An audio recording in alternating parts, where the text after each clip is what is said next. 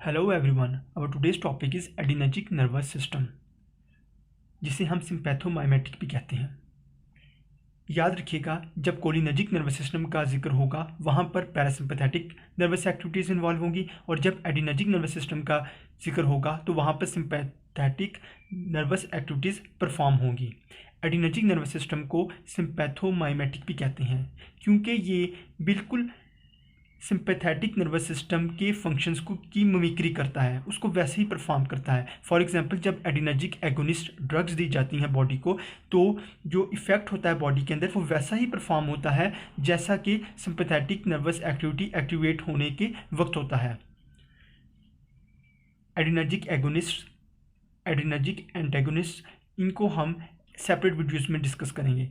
अब हमारा main concern क्या है कि एडिनर्जिक नर्वस सिस्टम को इस वीडियो में हम पढ़ेंगे एडिनर्जिक नर्वस सिस्टम होता क्या है, इसको सिंपैथोमाइमेटिक क्यों कहते हैं, और सिंपैथोमाइमेटिक का मतलब क्या होता है।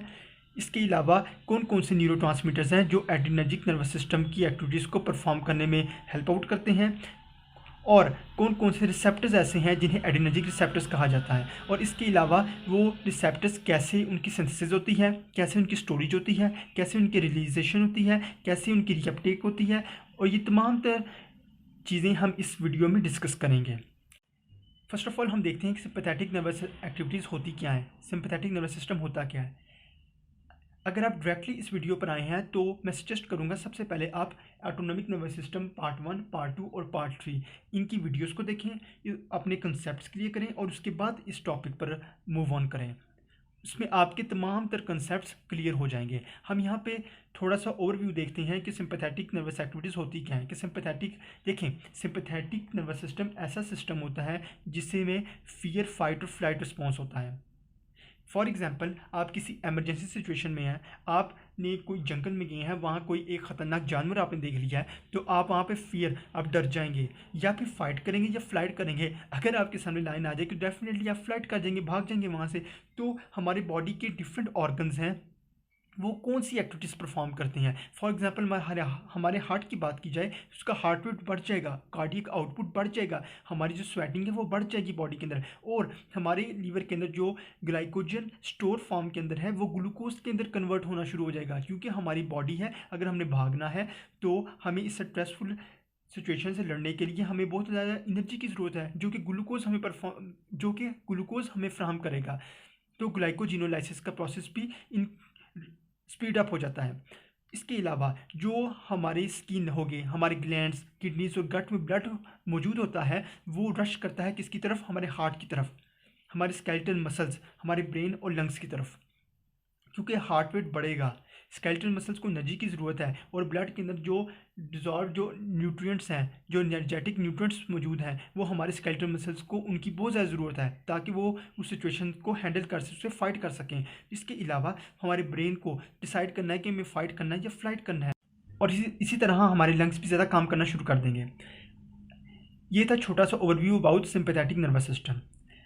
होप्स हो कि आपको क्लियर हो गया होगा। अब देखें, जो न्यूरोट्रांसमीटर्स हैं, एडिनर्जिक न्यूरोट्रांसमीटर्स, वो 3 टाइप्स के होते हैं। हमने कोलिनर्जिक में पढ़ा था कि कोलिनर्जिक में एसिटाइलकोलिन होता है, लेकिन जब एडिनर्जिक नर्वस सिस्टम की बात करें तो यहाँ पर 3 टाइप्स की न्यूरोट्रांसमीटर्स हैं। एक एड्रीनालिन, जिसे एपिनेफ्रिन भी कहते हैं, नॉर एड्रीनालिन, जिसे नॉर एपिनेफ्रिन कहते हैं, और डोपामिन।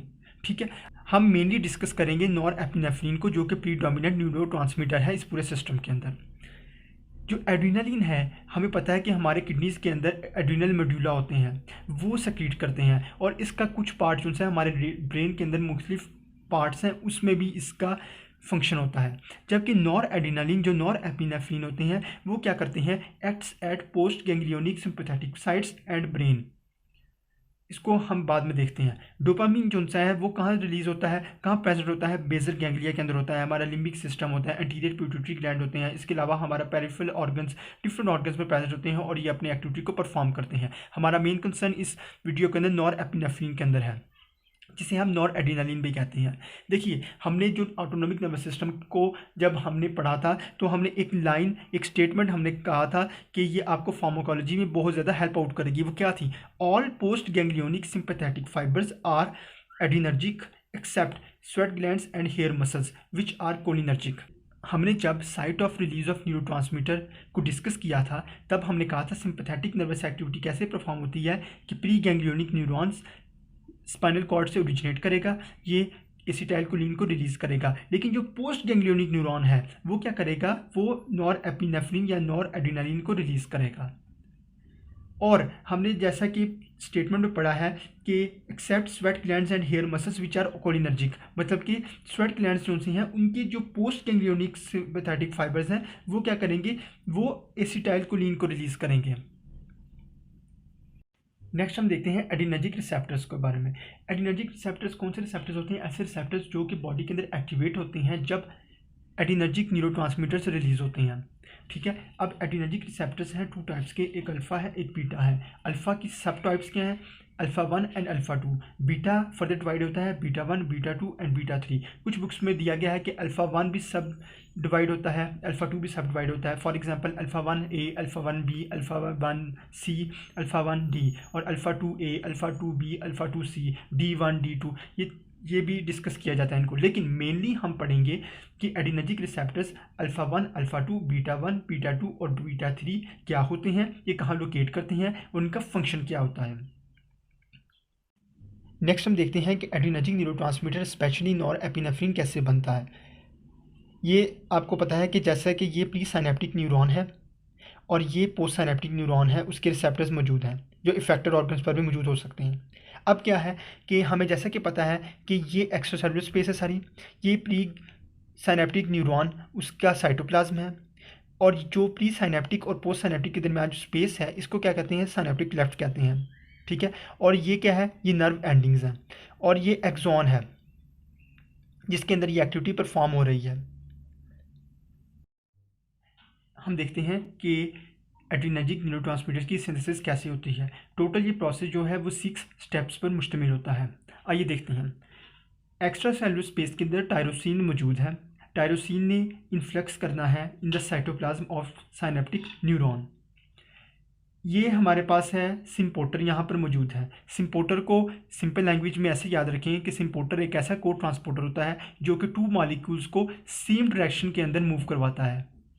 देखें, एक्स्ट्रा सेलुलर स्पेस में से टायरोसिन साइटोप्लाज्म के अंदर मूव करेगी और साथ ही सोडियम आ जाएगा। यहाँ पर साइटोप्लाज्म के अंदर एक एंजाइम होता है जिसे टायरोसिन हाइड्रोक्सिलेज कहते हैं। ये हाइड्रोक्सिलेशन करवाएगी इनकी, और जब हाइड्रोक्सिलेशन होगी तो ये कन्वर्ट कर देगा इनटू एल डोपा, जिसे डाईहाइड्रोक्सी फिनाइल एलानिन कहते हैं। ये टायरोसिन डोपा के अंदर कन्वर्ट हो गया है बाय द हाइड्रोक्सिलेशन प्रोसेस, जो टायरोसिन हाइड्रोक्सिलेज ने करवाई है। और ये फर्स्ट स्टेप इसको कहते हैं सिंथेसिस ऑफ नॉर एपिनेफ्रिन। इस स्टेप को रेट लिमिटिंग स्टेप भी कहते हैं, इसको बाद में डिस्कस करते हैं। अब डोपा जो है वो डोपामीन में कैसे कन्वर्ट होगा। यहाँ पर मौजूद साइटोप्लाज्म के अंदर एक एंजाइम होता है जिसे aromatic L amino acid D carboxylase कहते हैं। ये डी कार्बोक्सिलेशन करवाएगी डोपा को और डोपा को डोपामीन में कन्वर्ट करवा देगी। अब जब डोपामीन कन्वर्ट हो चुका है, डोपामीन बन चुका है, तो ये साइनेप्टिक वेजिकल के अंदर एंटर करेगा, क्योंकि इसने इस साइनेप्टिक वेजिकल के अंदर जाकर अपने आप को स्टोर करना है ताकि ये अपने आप को डिग्रेडेशन से बचा सके। अब ये मूव कैसे करेगा, जो साइनेप्टिक वेजिकल है यहाँ पर कुछ एंटीपोटर, देखिए एंटीपोटर क्या होता है, एंटीपोटर को ऐसा को ट्रांसपोर्टर होता है जो कि 2 मॉलिक्यूल्स को ऑपोजिट डायरेक्शन के अंदर मूव कराता है या एक्सचेंज होते हैं मॉलिक्यूल्स का सेल के अंदर। सिम्पोटर और एंटीपोटर दोनों एक दूसरे की ऑपोजिट हैं। अब यहाँ पर एक एंटीपोटर मौजूद है साइनेप्टिक वेजिकल के ऊपर जिसे वीमैट कहते हैं। वीमैट का मतलब क्या होता है, वेजिकुलर मोनोएमीन ट्रांसपोर्टर। इस ट्रांसपोर्टर के थ्रू डोपामीन साइनेप्टिक वेजिकल के अंदर मूव कर जाएगा और इसके बदले में प्रोटॉन जो है बाहर को मूव करेगा। अब डोपामीन जो है जो साइनेप्टिक वेजिकल के अंदर स्टोर हो रहा है, डोपामीन साइनेप्टिक वेजिकल के अंदर स्टोर हो गया है। अब क्या होगा, ये सेकंड स्टेप था स्टोरेज ऑफ नॉर एपिनेफ्रिन। अब डोपामीन है वो नॉर एपिनेफ्रिन के अंदर कन्वर्ट हो जाएगा विद द हेल्प ऑफ एक एंजाइम प्रेजेंट होता है साइनेप्टिक वेजिकल के अंदर जिसे डोपामीन बीटा हाइड्रोक्सिलेज कहते हैं। ये नॉर एपिनेफ्रिन के अंदर इसकी कन्वर्जन करवा देता है। अब थर्ड स्टेप क्या है, इस नॉर एपिनेफ्रिन ने रिलीज होना है। ये रिलीज कैसे होगा, देखें जब एक्शियल पोटेंशियल नर्व के अंदर ट्रैवल करती हुई यहाँ पर आएगी तो कैल्शियम का इन्फ्लक्स होगा, कैल्शियम गेट ओपन होंगे, कैल्शियम का सेल के अंदर इन्फ्लक्स हो जाएगा। जब ये कैल्शियम साइटोप्लाज्म के अंदर मूव करेंगे तो ये क्या करेंगे, ये स्टिमुलेट करेंगे इस सिनेप्टिक वेसिकल को, और ये जाकर जो सिनेप्टिक मेम्ब्रेन है इसके साथ जाकर डिफ्यूज़ कर जाएगी, और जब डिफ्यूज़ करेगी तो एक्सोसाइटोसिस होगी, जिसके नतीजे में नॉरएपिनेफ्रिन है वो रिलीज़ हो जाएगी, जो कि हमारा थर्ड स्टेप है, रिलीज ऑफ नॉरएपिनेफ्रिन।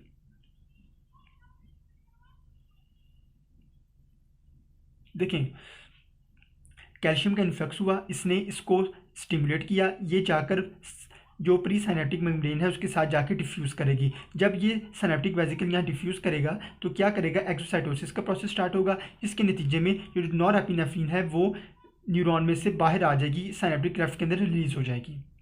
यहाँ तक आपको उम्मीद है समझ आ गई है। अब देखें थर्ड स्टेप परफॉर्म हो गया है, नॉरएपिनेफ्रिन रिलीज़ हो चुका है। अब यहाँ पर 3 पॉसिबिलिटीज़ हैं कि नॉरएपिनेफ्रिन आगे जाकर क्या करेगा। फर्स्ट पॉसिबिलिटी ये है कि यहाँ पर जो पोस्ट साइनेप्टिक रिसेप्टर है जो इफेक्टर ऑर्गन पर मौजूद है उसके साथ जाके बाइंड करेगा और अपना रिक्वायर्ड बायोलॉजिकल एक्टिविटी को परफॉर्म करेगा, जो कि फोर्थ स्टेप है, बाइंडिंग टू रिसेप्टर। अब एक पॉसिबिलिटी ये है कि जो प्री साइनेप्टिक मेम्ब्रेन है उस पर यहाँ पर ऑटो रिसेप्टर्स, जिन्हें प्री साइनेप्टिक रिसेप्टर कहते हैं, यहाँ पर मौजूद हैं, स्पेशली अल्फा 2 टाइप रिसेप्टर। ये क्या करेगी, नॉरएपिनेफ्रिन इन रिसेप्टर के साथ जाके बाइंड करेगी और ये एक्टिविटी को इनहिबिट कर देगी, कि नॉरएपिनेफ्रिन की रिलीज को इनहिबिट कर देगी। अब एक और पॉसिबिलिटी ये है कि जो नॉरएपिनेफ्रिन यहाँ पर रिलीज हुई है वो एक ट्रांसपोर्टर है जिसे नॉरएपिनेफ्रिन ट्रांसपोर्टर कहते हैं, वो उसके थ्रू उसकी रीअपटेक हो जाएगी, वो सेल के अंदर जो प्री साइनेप्टिक न्यूरॉन है उसके अंदर मूव कर जाएगी और ये अंदर जाके नॉरएपिनेफ्रिन की साइनेप्टिक वेसिकल के अंदर स्टोर हो जाएगी। देखें, जब रिक्वायर्ड बायोलॉजिकल एक्टिविटी जितनी परफॉर्म करनी थी वो रिक्वायर्ड थी उतनी परफॉर्म हो गई है। जो वहाँ पर नॉरएपिनेफ्रिन जो ज़्यादा अमाउंट में था, जो एक्स्ट्रा था, वो NET ट्रांसपोर्टर के थ्रू प्री साइनेप्टिक न्यूरॉन के अंदर मूव करेगा और जाकर अपना साइनेप्टिक वेसिकल के अंदर स्टोर हो जाएगा। यहाँ तक हमने 5 स्टेप्स देख लिए, रीड अपटेक ऑफ नॉरएपिनेफ्रिन हो गया। अब देखें, कुछ अमाउंट में जो नॉरएपिनेफ्रिन पड़ी हुई है जो साइनेप्टिक क्लेफ्ट के अंदर भी मौजूद है, और कुछ अमाउंट जो है जब नॉरएपिनेफ्रिन रीअपटेक होगी न्यूरॉन के अंदर तो कुछ हिस्सा जो सा है ये साइनेप्टिक वेसिकल के अंदर जाकर स्टोर हो जाएगा, और कुछ रास्ते ही में जहाँ पर मौजूद एंजाइम होते हैं जिन्हें कहते हैं MAO, mono amine oxidase enzyme, ये क्या करेंगे, ये नॉरएपिनेफ्रिन की डिग्रेडेशन करा देंगे, ये इसकी मेटाबॉलिज्म करा देंगे। कैसे करवाएंगे, ये इन एक्टिव मेटाबोलाइट्स में इनको कन्वर्ट करेंगे और ये बाद में मेटाबोलाइट्स यूरिन के थ्रू बॉडी से एक्सक्रीट आउट हो जाएंगे, जो कि हमारा 6 स्टेप है। अब ऐसा भी हो सकता है कि सिनेप्टिक क्लेफ्ट के अंदर भी मेटाबॉलिज्म हो सकती है। कैसे हो सकती है, सिनेप्टिक क्लेफ्ट के अंदर जो नॉरएपिनेफ्रिन मौजूद है ये कुछ अमाउंट जो सी है ये इनएक्टिव मेटाबोलाइट्स में कन्वर्ट हो जाएगी। कैसे, यहाँ पर COMT एक एंजाइम है जिसे कैटाकोल O मिथाइल ट्रांसफरेज एंजाइम कहते हैं, कैटाकोल O मिथाइल ट्रांसफरेज। ये एंजाइम COMT जिसे कहते हैं ये नॉरएपिनेफ्रिन को इनएक्टिव मेटाबोलाइट्स में कन्वर्ट करेगा और इसको यूरिन के थ्रू बॉडी से एक्सक्रीट आउट करवा देगा। मतलब कि इस प्रोसेस के अंदर नॉरएपिनेफ्रिन के रिलीज होने के बाद एक पॉसिबिलिटी जो मेटाबॉलिज्म की ये है कि वो सिनेप्टिक क्लेफ्ट के अंदर मौजूद नॉरएपिनेफ्रिन को मतलब मेटाबोलाइट्स में कन्वर्ट करा के बॉडी से एक्सक्रीट आउट कर दे, या फिर जो रीअपटेक हुई है नॉरएपिनेफ्रिन की जो प्री साइनेप्टिक न्यूरॉन के अंदर, तो वहाँ पर MAO एंजाइम है वो इनएक्टिव मेटाबोलाइट्स में इनको कन्वर्ट करवा के यूरिन के थ्रू एक्सक्रीट आउट करा दे। या फिर ये ऐसा भी हो सकता है इस प्रोसेस के अंदर कि यहाँ पर जब डोपा बना है, डोपा से डोपामीन बना है, तो यहाँ पर मोनो अमीन ऑक्सीडेज एंजाइम यहाँ पर भी मौजूद होते हैं। ये कुछ अमाउंट को कन्वर्ट करवा सकते हैं इनएक्टिव मेटाबोलाइट्स में ताकि वो एक्सक्रीट हो सकें यूरिन के थ्रू बॉडी से आउट। यहाँ पे जो MAO एंड COMT इनका बहुत इंपॉर्टेंट रोल है। ये हमने 6 स्टेप्स जो से हैं इनको हमने स्टेप वाइज डिस्कस कर लिया है। ध्यान से देखिएगा। अब इस पूरे प्रोसेस को दोबारा एक दफ़ा रिवाइज करते हैं कि सिम्पोर्टर के थ्रू टायरोसिन और सोडियम साइटोप्लाज्म के अंदर एंटर होते हैं। टायरोसिन हाइड्रोक्सीडेज इनको डोपा में कन्वर्ट करवा देता है। जो फर्स्ट स्टेप है सिंथेसिस ऑफ नॉरएपिनेफ्रिन। अब डोपा डाईहाइड्रोक्सी फिनाइल एनालिन जिसे कहते हैं ये aromatic L amino acid decarboxylase के थ्रू डोपामीन में कन्वर्ट हो जाएगी, और ये डोपामीन में कन्वर्ट होने के बाद नेक्स्ट स्टेप होगा स्टोरेज ऑफ नॉरएपिनेफ्रिन। ये सिनेप्टिक वेसिकल के अंदर VMAT के थ्रू एंट्री मारेंगे और डोपामीन जो है वहाँ पर मौजूद एंजाइम डोपामीन बीटा हाइड्रोक्सिलेज के थ्रू नॉरएपिनेफ्रिन में कन्वर्ट हो जाएगी। नेक्स्ट स्टेप क्या है? रिलीज ऑफ नॉरएपिनेफ्रिन, जो थर्ड स्टेप है। अब जो रिलीज ऑफ नॉरएपिनेफ्रिन कैसे होगा? एक्शन पोटेंशियल आएगा, कैल्शियम का इन्फ्लक्स होगा, कैल्शियम स्टिमुलेट करेगा, स्टिमुलेशन के बाद ये साइनेप्टिक वेजिकल की स्टिमुलेशन के बाद ये प्री साइनेप्टिक मेम्ब्रेन के साथ जाकर डिफ्यूज़ कर जाएगी वेजिकल, और यहाँ से एक्सोसाइटोसिस का प्रोसेस स्टार्ट हो जाएगा, जिसके नतीजे में नॉरएपिनेफ्रिन साइनेप्टिक क्लेफ्ट के अंदर रिलीज हो जाएगी, जो कि थर्ड स्टेप है release of norepinephrine. Next step है बाइंडिंग टू रिसेप्टर्स। ये नॉरएपिनेफ्रिन जो है पोस्ट साइनेप्टिक रिसेप्टर जो इफेक्टेड ऑर्गन पर मौजूद हैं उसके साथ जाकर, वो अल्फा भी हो सकते हैं, बीटा रिसेप्टर्स भी हो सकते हैं, उनके साथ जाकर बाइंड कर जाएंगे। और यहाँ पे कुछ पॉसिबिलिटीज़ का हमने डिस्कस किया था कि नॉरएपिनेफ्रिन या ऑटो रिसेप्टर्स के साथ जाकर बाइंड कर जाएगी और एक्टिविटी को इनहिबिट करा देगी, या फिर एनईटी जो ट्रांसपोर्टर है नॉरएपिनेफ्रिन ट्रांसपोर्टर के थ्रू रीअपटेक करवा देगी साइटोप्लाज्म के अंदर नॉरएपिनेफ्रिन का। ये फिफ्थ स्टेप है जिसे रीअपटेक ऑफ नॉरएपिनेफ्रिन कहते हैं। फिफ्थ स्टेप भी हो गया। उसके बाद सिक्स स्टेप है मेटाबॉलिज्म। मेटाबॉलिज्म कहाँ कहाँ होगी? एक तो ये होगी कि जब रीअपटेक होगी नॉरएपिनेफ्रिन की तो कुछ अमाउंट एमएओ एंजाइम प्रेजेंट होता है साइटोप्लाज्म के अंदर, इसके थ्रू इनएक्टिव मेटाबोलाइट्स के अंदर कन्वर्ट हो जाएगी और यूरिन के थ्रू बॉडी से एक्सक्रीट आउट हो जाएगी। या फिर मेटाबॉलिज्म कहाँ होगी? COMT एंजाइम है जो साइनेप्टिक क्लेफ्ट के अंदर मौजूद है, ये नॉरएपिनेफ्रिन को इनएक्टिव मेटाबोलाइट्स में कन्वर्ट करके यूरिन के थ्रू बॉडी से एक्सक्रीट आउट करवा देगा। ये हमने यहाँ तक अभी डिस्कस किया है। अब हम देखते हैं कुछ ऐसी ड्रग्स जो हमने 6 स्टेप्स डिस्कस किए हैं, इन मुख्तलिफ स्टेप्स को कैसे इनहिबिट कर सकती हैं कि कौन सी ड्रग का कौन से स्टेप पर क्या असर होता है, वो कैसे इनहिबिट करवाए जाते हैं। अब देखें, फर्स्ट स्टेप है सिंथेसिस ऑफ नॉरएपिनेफ्रिन, जिसे रेट लिमिटिंग स्टेप भी कहा जाता है।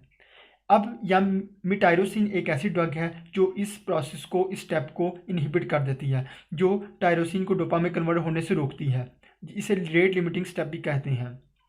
अब एक ड्रग है जिसे कहते हैं कार्बिडोपा। वो क्या करती है? डोपा को डोपामीन में कन्वर्ट होने से रोकती है। वो क्या करती है? Aromatic L amino acid decarboxylase को इनहिबिट करती है ताकि डीकार्बोक्सिलेशन ही ना हो और डोपामीन की सिंथेसिस ना हो सके। नेक्स्ट स्टेप है स्टोरेज ऑफ नॉरएपिनेफ्रिन।